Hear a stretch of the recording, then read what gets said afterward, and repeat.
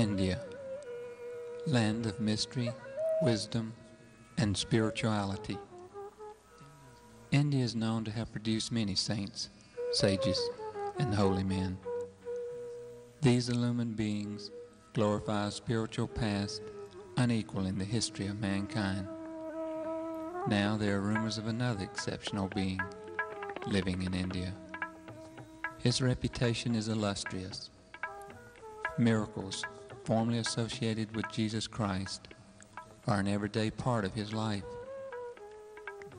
Millions in India and throughout the world consider him to be an avatar, that is, a divine incarnation.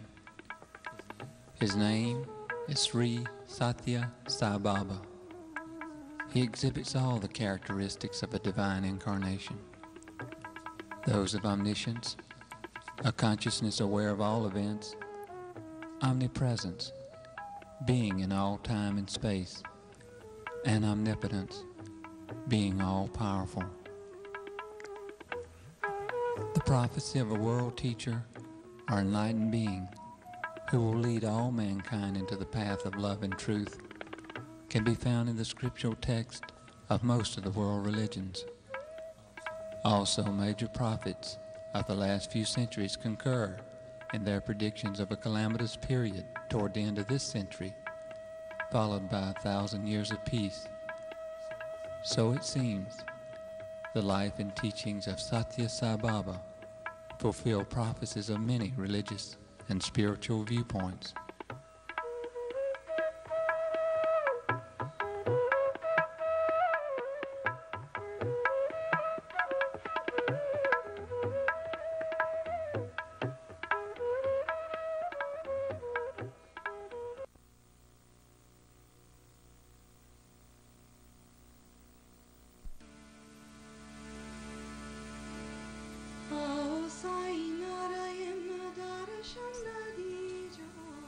Sai Baba was born November 23, 1926. Musical instruments played on their own accord. Also, a cobra was found under the newborn baby. Early in life, he displayed a special nature by refusing to participate in any activities that were harmful to animals, like cockfighting or bullock races on the riverbed. He would continuously invite beggars and the poor to his house for his mother and sister to feed. As a child, he was precocious, astounding everyone with his musical talents.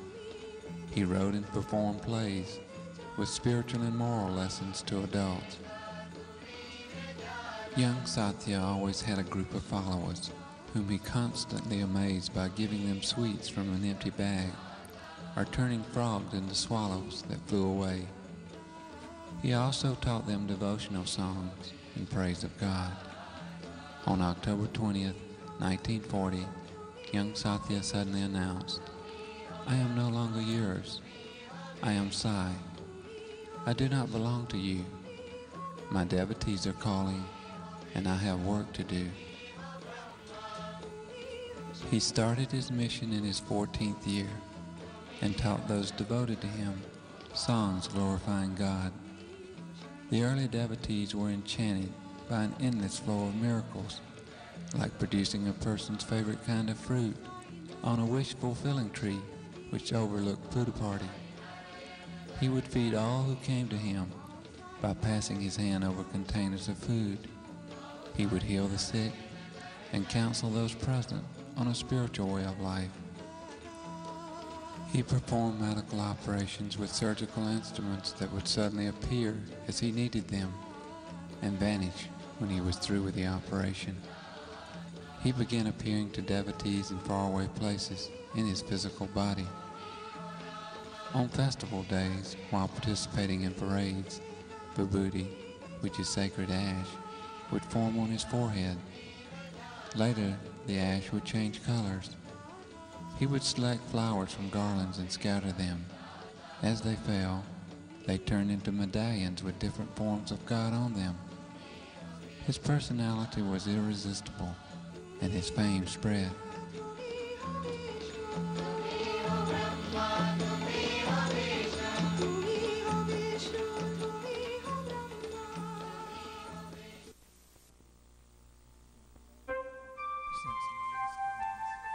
Since love is formless, I do materializations as evidence of my love. It is merely a symbol. I do so not because of any need or desire to exhibit my powers. For me, this is to convince people of my love for them. So far as I'm concerned, this is evidence of my divinity. It is not by any means an exhibition of divinity. What I materialize is a manifestation of divinity with a potent significance as well as symbolism. It is symbolic of the cosmic, immortal, and infinite nature of all forms of God. That is, what is left when everything worldly, transient, and changeable has burned away. In the first place, it is symbolic of the life-death cycle in which everything ultimately reduces itself to ash. For dust thou art, and unto dust shalt thou returnest. Ash, or dust, is the final condition of things. It cannot undergo any further change. In the spiritual context, it constitutes a warning to the receiver to give up desire, temptations, and make oneself pure in thought, word, and deed. In order to press home this lesson, I materialize ash for those who come to me with love and devotion. It acts as a talisman, healing the sick and giving protection to those who need it. My power to protect, heal, save, and materialize objects originate in God and can be used only by an avatar.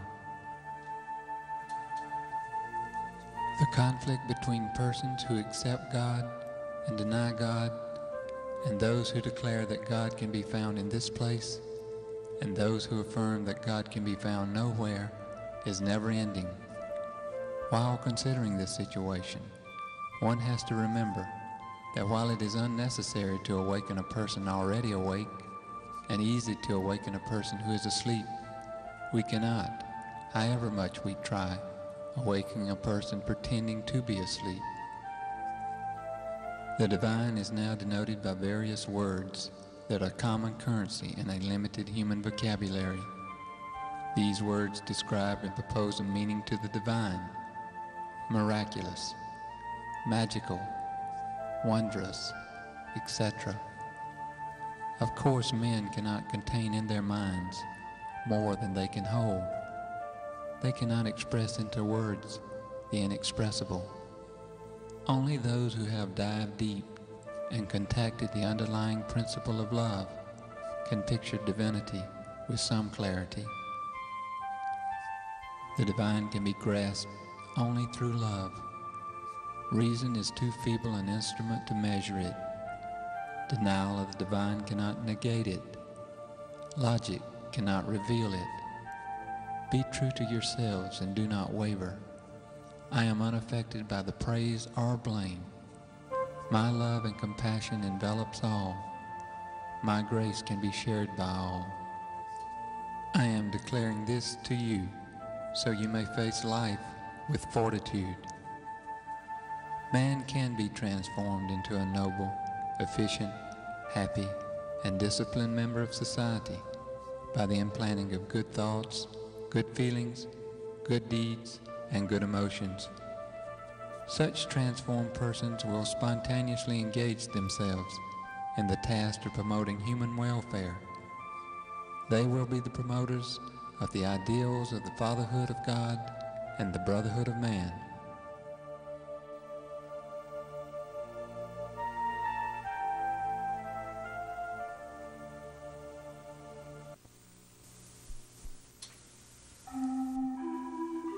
The followers of each religion call upon one God who is omnipresent and listens to their prayers, be they from any race or whatever language they speak.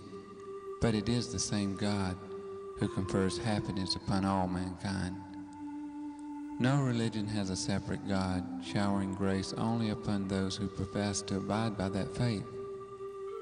It is the destiny of man to journey from humanness to divinity as he has already journeyed from animalness. In this pilgrimage, he is bound to encounter various obstacles and trials. In order to smooth his path and help him overcome those troubles, sages, seers, realized souls, divine personalities, and incarnation of God have appeared among men to illumine the path. They move among the afflicted, the seekers who have lost their way, and lead them into confidence and courage. Certain personalities are born and live out their days for this very purpose. Such guides, examples, leaders appear among all peoples and in all lands. They inspire faith in high ideals and teach as if their voice is the voice of God. Jesus set an example of peace, love, charity, and faith. Sai Baba uses his magnetic appeal to encourage all people to accept the simple truth, God is love. His teachings in life reflect the same aim, that of making people realize their closeness to God and instilling qualities of love and truth into their lives. By his actions, he instills faith, hope, and belief in God. He gives all who comes with open heart peace. He feeds and clothes the sick and poor, educates children all over India, provides medical services to the needy, rescues devotees from disaster all over the world. He counsels, guides, and directs spiritual seekers from all the world religions. He has even restored life to those who have been pronounced clinically dead. Miracles, as they are called, are part of his mission. They awaken and inspire faith in God as they represent and reflect his will. By using miracles in his mission, he shows glimpses of the unlimited power he commands. He never uses his power for personal gain, but always to encourage and inspire faith in God. The real miracle is Sai Baba's love, which is the message of his mission. His life is forever involved in helping, inspiring, strengthening, and sustaining the love of his devotees by his example. His life is truly his message, an offering of love to those afflicted of body, mind, and spirit. The love he shows transcends racial and religious barriers, saying to all, there is only one religion, the religion of love.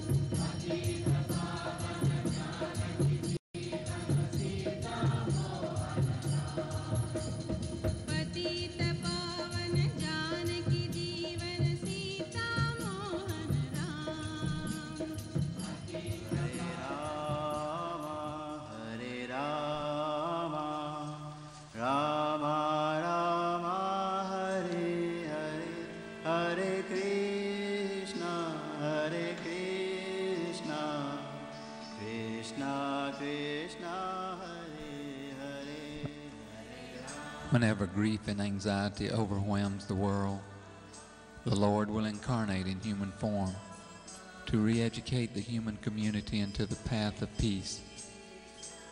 At the present time, strife and discord have robbed peace and unity from the family, the school, the community, the cities, and the state.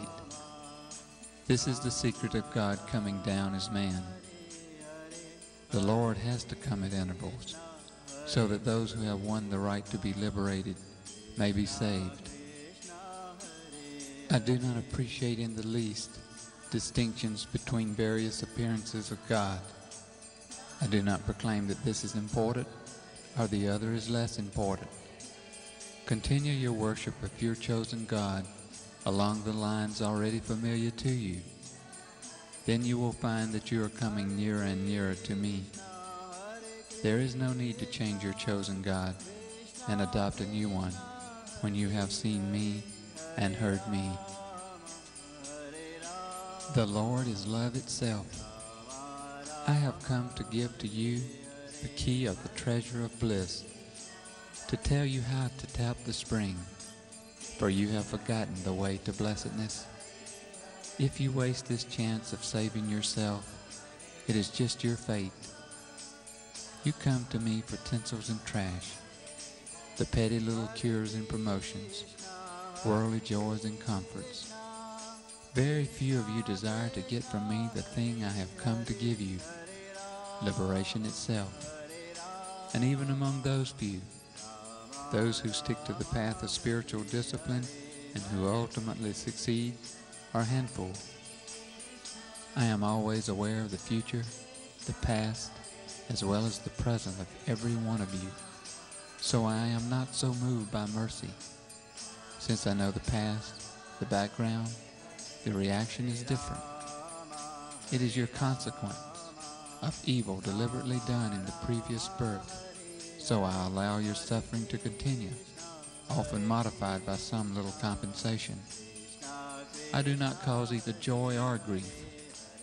You are the designer of both these chains that bind you. I am always full of bliss. The avatar takes the human form and behaves in a human way so that humanity can feel kinship with divinity. At the same time, he rises to godly heights so that mankind can also aspire to reach God. The realization of the indwelling God as the motivator of life is the task for which avatars come in human form. Today, evil is so widespread that humanity itself would be destroyed in a nuclear holocaust in the event of a world war. It is to prevent such a catastrophe that this avatar has come, to raise human consciousness above the existing syndrome of anger, hate, violence, and war. This can be achieved only by the re-establishment of the brotherhood of mankind. There are two ways in which an avatar can help people: an instant solution as against a long-term one.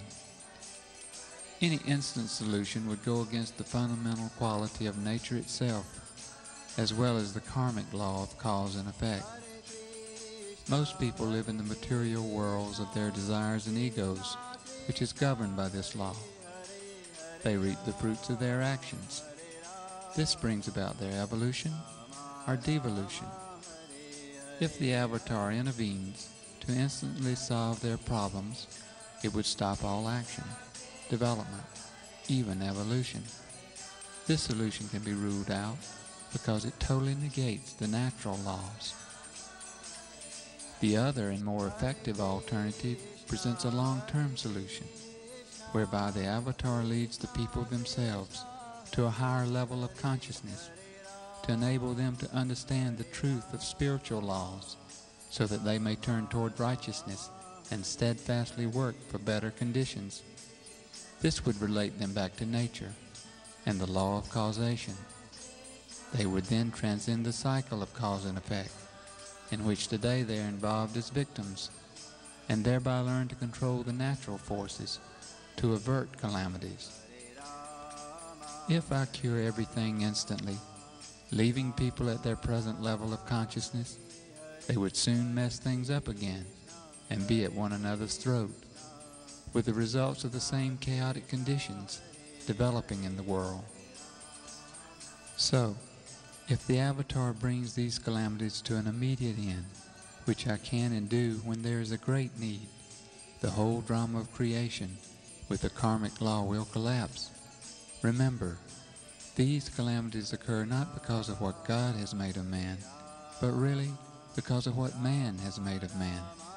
Therefore, man has to be remade, with his ego destroyed and replaced by a transcendent consciousness.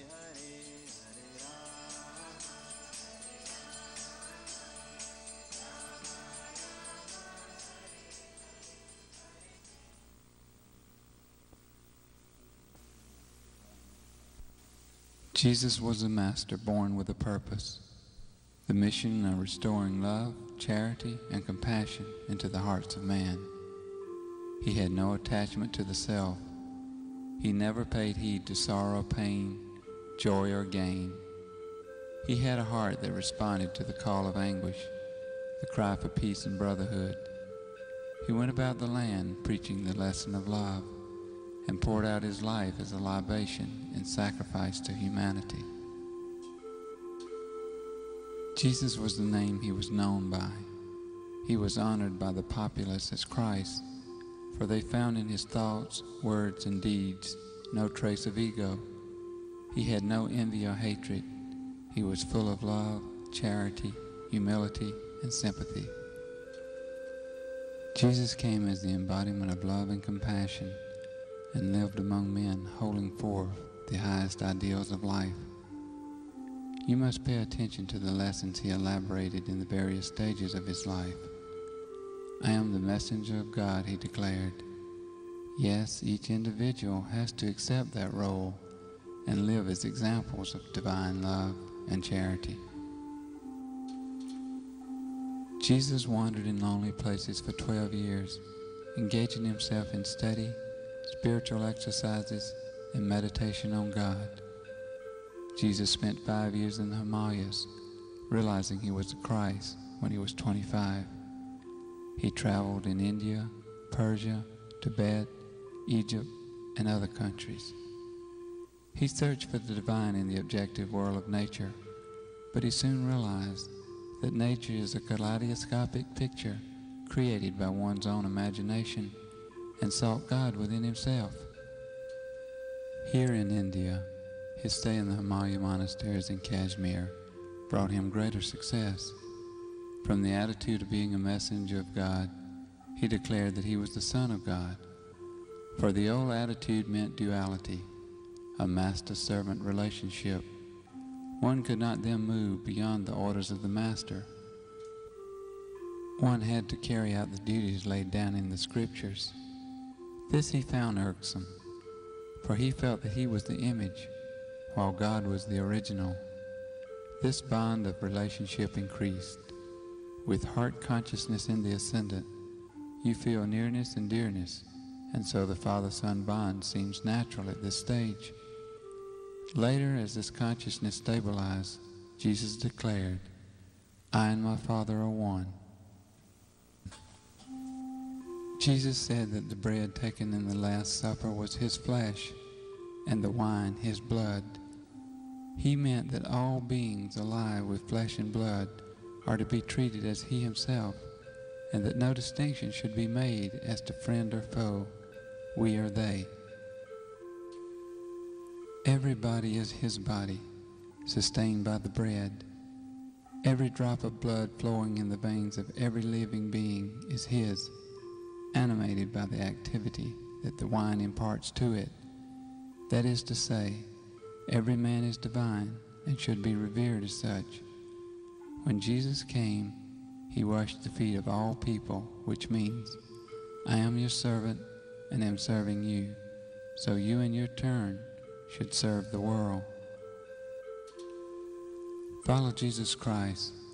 Decide to direct your lives along the path he laid down. His words must be imprinted on your hearts, and you must resolve to practice all that he taught. We are true Christians only when we live according to the teachings of Jesus and practice them in daily life. Jesus was a person whose only joy was in spreading divine love, offering divine love, and living divine love. That was the life and message of Jesus. Nurture it in your hearts.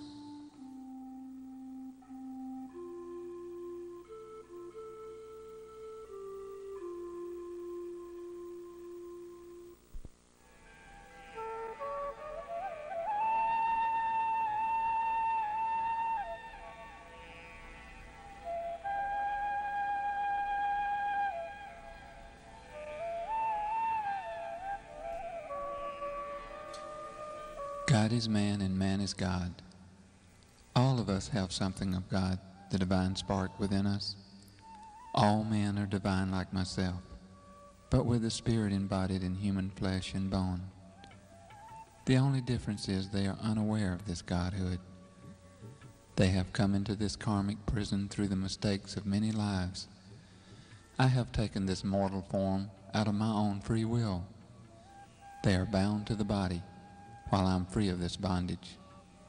The main difference is they are shoved hither and thither by desire. I have no desire but the Supreme One to make them desireless. We all belong to the same divine principle. The godliness which is present in everyone in the form of a little spark exists in me as the full flame.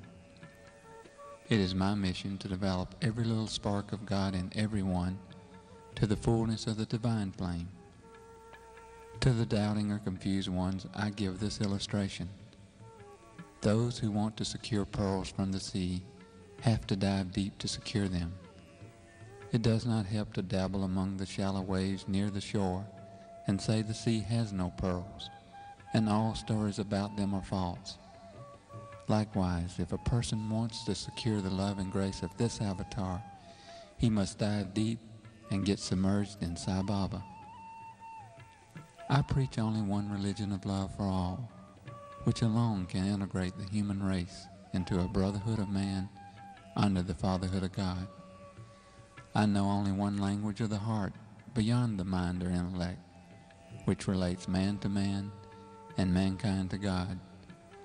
On this basis, I want to build one humanity without any religious, racial, or other barriers in a universal empire of love. So none has to give up his religion or deity, but through them worship the one God in all. I never see or make any distinctions between the rich and poor. I only look at them from the viewpoint of their devotion, their desires, the sacrifices they are willing to make, and their troubles. The rich as well as the poor come to Sai Baba to seek love, peace, and liberation from their problems or troubles. My prescription to them is absolute selflessness and desirelessness. To the poor, this is a natural state or condition, so my love flows to them to embrace their devotion. Thus they obtain my grace. The rich, on the other hand, cannot secure this grace without surrendering their materialistic outlooks and selfish attachments. So it becomes necessary for them to sacrifice material greed to receive spiritual grace. I tell them, ego lives by getting and forgetting. Love lives by giving and forgiving. Life without desire brings divinity to man, and those who seek my grace must shed desire and greed. Riches provide a fatal temptation. They are the source and cause of human bondage. The desire to raise the standard of living can never be satisfied. It leads to a multiplication of wants and consequent troubles and frustrations. We have to convince people that the idea of a high standard of living is wrong. It must be replaced with a high level of living and thinking on the basis of humility, morality, compassion, and detachment, as against the existing greed for competitive luxury. People have to be convinced that the only way to rouse the latent divinity in them is to master desire and conquer greed for pleasure and luxury, instead of being a slave to these false materialistic values.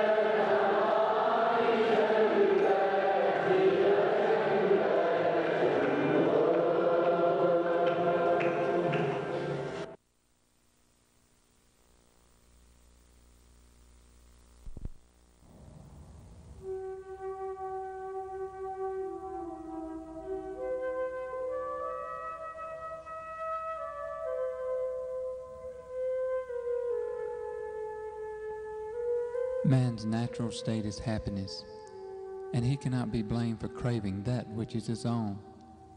But man is making a serious mistake. He believes that the happiness for which he craves comes from objects which he can experience. What is the remedy? The remedy is to consider the truth, which is that there is only one everlasting, never-failing happiness, and that is God. To drink of that ever-flowing spring of happiness, you must turn to yourself, to the divine, which, however obscured, is the resident of your heart, the subtle truth of your being. Love is the vital and essential reality of spiritual life. In human life, love takes a number of various aspects.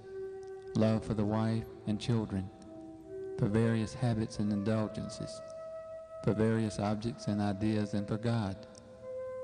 God is love, and He is there in every aspect of love. Although love, which is God, appears to be modified and even distorted in man, yet truly that divine love remains pure and perfect. The love in man which is pure and perfect is his love for God. Only love for God is perfect. Gather your love from all aspects of your life and let it flow as one strong, deep river of love for God. Happiness and peace shall be yours. Life without desire means the realization of the pure, genuine self that is spirit. Bound to desire, the self degenerates into selfishness. Spirit turns into ego. The way to self-realization is to cleanse the self of this ego of selfishness. Then you reach a state of consciousness beyond the mind or intellect, revealing the true self, that is God. The mind is like a cloth that covers and stifles consciousness, the threads of which are desires. If we give up the desires, the threads fall and the cloth disappears, revealing our true nature. One has therefore to raise consciousness beyond the mind to achieve self-realization. To gain the infinite universal spirit, the embodied self must break out of the puny, finite little prison of individuality. Desire belongs to the senses, the brain, the mind. Once you become free of it, you will realize the self, the spirit, consciousness, enlightenment, and become one with the cosmic power. Self-realization is God-realization. Thus man reaches God.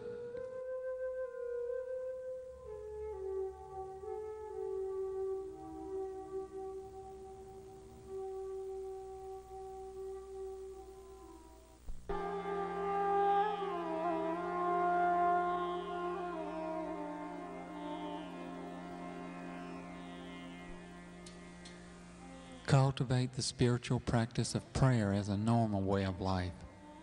All prayers arising from pure love, with unselfish eagerness to render service, will reach God directly. Love alone can reveal to you the divinity latent in all. Love is God. Live in love. Love is selflessness. Selfishness is lovelessness. Do not waste your life pursuing the narrow interest of the self. Become what you truly are, the embodiment of love. No matter how others treat you or what they think of you, do not worry. Love for your own evolution, and not for what others may say. Do not imitate others. Cultivate your own life. You have your own heart, your own opinions, your own ideas, your own will. Why then imitate? Imitation is human, but creation is divine. Follow your chosen path. Let your own experience of God be your guide and master. Do not go to the grave copying others. You won't find God if you search in the outside world. Your own heart shining with love is God's love. Follow the Master. Face the devil. Fight to the end. Finish the game. The true you is God. Others think of you as the personality. You are truly infinite divine spirit. When you become all-embracing infinite love, the divine will manifest in and through you. Cultivate not riches nor comforts and luxuries, but divine virtues. Speak softly and give comfort with every glance of yours. Do not be a slave to your sensual desires. Conquer lust and vanquish anger. Exile from your mind greed, hate, and jealousy. Dedicate your hands to the service of mankind. To resurrect love and compassion, you must kill jealousy and selfishness. Purify your heart. Then you will become fit to receive God's grace. God is interested in your heart, not your money. He is interested in your character and not your caste or religion. Born as a human being endowed with this powerful intelligence and the innate spark of divinity, you must realize that and come to understand your own nature. Man indulges in actions which are selfish to the core from the moment he gets up till he goes to bed at night. He lets himself be bound by selfish ideas. He does not care for others. You should try to understand the oneness of all. Even as you are involved in your daily routine, you should have a feeling of brotherhood amongst your fellow man. The inner significance of life is to make the journey from the state of I to the state of we. Love for all should spontaneously flow from your heart and sweeten all your words. The best spiritual discipline that can help man is love. Foster the tiny seed of love that clings to me and mine.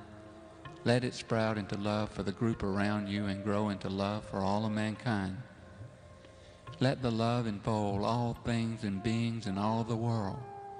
Proceed from less love to more love, narrow love to expanded love.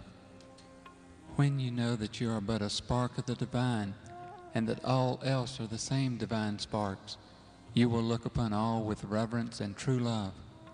Your heart will be filled with supreme joy.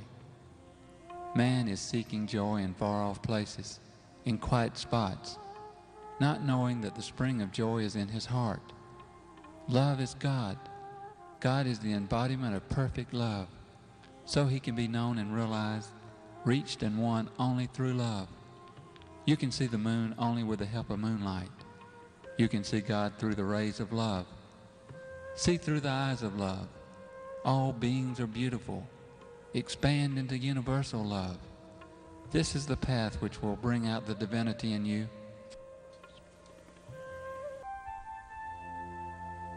Sai Baba appears. My heart opens. I feel his love and grace upon me. I am aware everyone is visually affected and struggles within themselves to feed on the love which emanates from him. We long for a look, a glance, a word, for we are willing captives of his entrancing nature. He moves slowly toward the darshan line. My mind wants the moment to last forever. The present becomes so peaceful. My thoughts are of peace and love, and within myself, I feel love for all those around me. Sai Baba's grace is infinite. We are blessed to be contemporaries of the Lord. To know him is to love him. I am aware his grace is available to anyone willing to open himself to it. It knows no caste, creed, race, color, or any human limitation. My heart is filled with peace and bliss as I experience his grace. Any thoughts of the outer world are suddenly washed away. His presence is total and complete. My mind struggles to understand as I perceive how beautiful he is. His jet black hair somehow reveals his uniqueness. An aura of light can be seen or felt all around him. His presence is magnetic, inspiring, yet tranquil. I try to comprehend his glory, but relinquish to the heart the experience. My heart opens to waves of love, and somehow within myself, I feel a great peace consume me. My breathing becomes deep, and I feel at one with everything, and love for all. Then my mind again becomes active by perceiving a blue color around his head. Then I see the blue turn to gold. I am aware how perfect he is, as he walks or flows, I know not which, across the ashram grounds. His movements are beautiful to behold. My heart is full, and I am at peace. I try to follow his every movement, to capture forever this feeling of bliss. My attention is drawn to his hand, as it forms a familiar pose. Without a doubt, I realize I am protected and guided by the Lord. I know that divinity is visiting us and catering to us. The Lord is in the form of Sai Baba. As I analyze his every movement, I am aware his presence is in my heart. I realize we are here to find peace and love in the Avatar. Every movement of his is glorious to behold. They infer grace, beauty, splendor of unlimited proportions, as the Avatar relates to each one of us personally. Though the moment is sudden and somehow unexpected, the aftermath of his passing is felt within the hearts of all who witness his darshan. The inner being of soul is touched in a personal, unique way, never to be the same again. His darshan glorifies me and elevates my consciousness to a higher place. Each time I see him, my soul assumes more prominence in the evolution of my consciousness. My heart anxiously awaits another glance, a look, or motion of any kind directed toward me. I long to be close to him, to be in his presence always. From the depths of my soul, I want I know not what, as I see him move toward the temple. My mind realizes darshan will soon be over. I suddenly feel a slight sadness, knowing he will remove himself physically from my sight. But just as quickly, I feel lifted out of myself, and again at peace.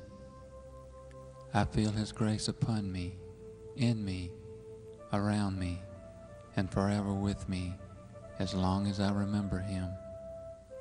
I am filled with the desire to know God, realizing simultaneously that I can only benefit from him, but never understand him. I again become aware of his movements and enjoy the grace and beauty of his motion. It is like a cosmic play proceeding according to his will. He has touched me in some mysterious way, and I feel so very fortunate. He allows the devotees a final look, and then it's over. I hold the moment as long as I can. My mind returns to the present. I am again part of the objective world, but somehow I have been transformed. Somewhere inside myself, I realize my future is assured.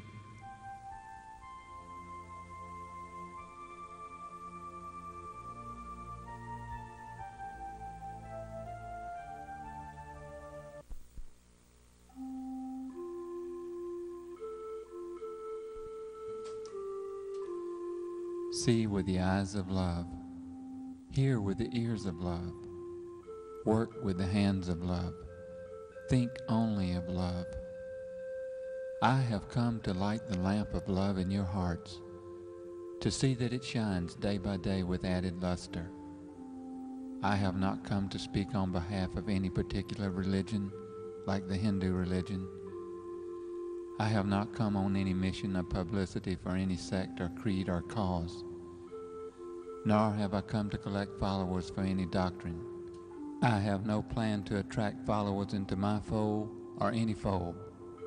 I have come to tell you of this universal, unitary faith, this path of love, this duty to love, this obligation to love.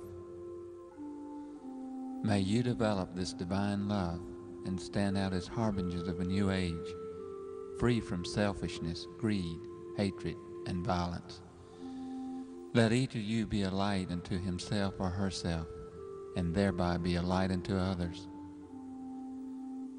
All religions teach one basic discipline: the removal from the mind of the blemish of egoism, of running after little joys. Every religion teaches man to fill his being with the glory of God and evict the pettiness of conceit. It trains him in the methods of detachment and discrimination so that he may aim high and attain liberation. Believe that all hearts are motivated by the one and only God, that all faiths glorify the one and only God, that all names in all languages and all forms man can conceive denote the one and only God. Foster love, live in love, spread love. This is the message of love I bring to you.